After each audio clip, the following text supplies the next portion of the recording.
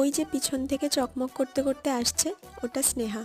যাই হোক, আগের মিনি ব্লগের নেক্সট পার্ট নিয়ে চলে এসেছি। আমাকে বিয়েবাড়ির কিছুটা আগে ভাই নামিয়ে দিয়েছিল, তারপর জুই আর স্নেহার সাথে আমি চলে এসেছি বিয়েবাড়িতে। অ্যাকচুয়ালি এটা বিয়ে না, আমাদের একটা ফ্রেন্ডের দাদার রিসেপশন পার্টিতে আমরা চলে এসেছি। ফার্স্টে গিয়েই আমরা দাদা আর নতুন বৌদির সাথে দেখা করে নিয়ে স্টলের কিছু কিছু জিনিস ট্রাই করে নিয়েছিলাম। এবার পরিচয় করাবো নতুন মানুষের সাথে। এটা অভিজিতের বোন। তারপর অভিজিৎ। স্নেহা জয়ীকে তো তোমরা চেনো, আর আমাকে অবশ্যই চেনো। এটা আমি। আর আমরা একসাথে হলে কি হয় বলো তো? অভিজিতের মধ্যে থাকা জ্ঞানী মানুষটা হঠাৎ করে জেগে ওঠে, আর সব জ্ঞানীদের মধ্যে নিজেকে অজ্ঞান মনে করে আমি চলে গেলাম রাগ করে। তারপরে আমাকে ডেকে আনা হলো। কিচ্ছু ডেকে আনা হয়নি গাইস, আমি নিজের পা দিয়ে নিজেই এসেছি। যাই হোক, তারপর অভিজিৎ আমার কিছু ভিডিও ক্লিপ তুলে দিল।